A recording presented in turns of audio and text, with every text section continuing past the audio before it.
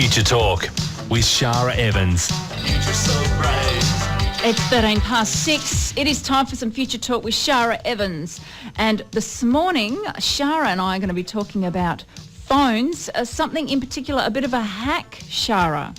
Well, Mandy, about 2 weeks ago, a new show in the United States called 60 Minutes aired a segment called Hacking Your Phone. And what they did there was they wanted to see how secure mobile phones were. So they decided to give a new iPhone to a state representative, Ted Lieu, from California. And then they put out a challenge to researchers at a German security company called Security Research Labs to try to hack it. And they did. They were able to listen in on the representative's phone calls, read his text messages, and track location.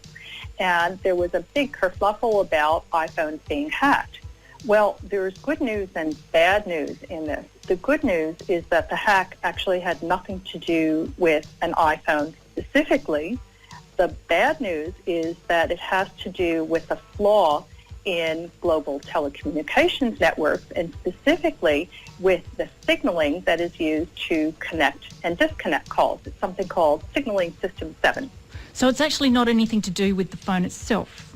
No. The only thing that they needed to get to track that particular phone was the phone number. But that phone number could have been affiliated with an Android phone. It could have been affiliated with a older style mobile phone. It could have been my landline. Wow. But obviously they're not going to do much in terms of tracking my location with a landline. It's stuck at my house. Yeah.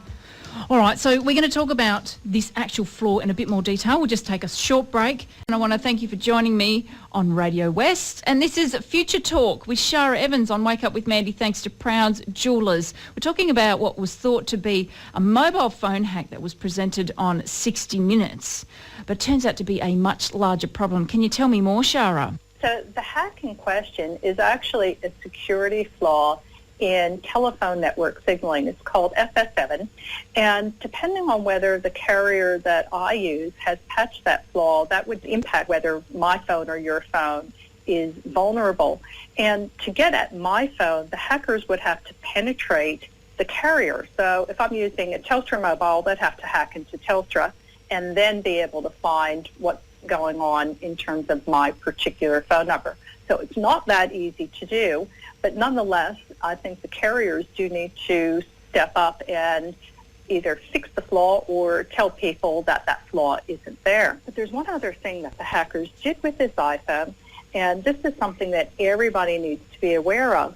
They set up a fake wireless network that was looking like a hotel network, and the representative attached his phone to that network, and from there they were able to get a whole bunch of other information from the phone.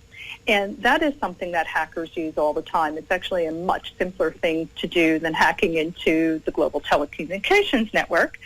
So when you're connecting by Wi-Fi, make sure that it's really the network you think that you're attaching to. And Shara, I think one of the important questions to ask you that I think my listeners would love to know the answer to, and that is, what can we do about it?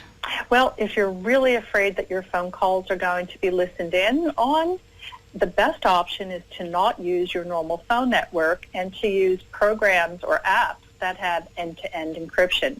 Well, Shara, let's hope that the carriers of the world are getting onto this ASAP and that nobody becomes a victim of phone hacking. Thank you for your time. It's a pleasure, Mandy. Chat soon.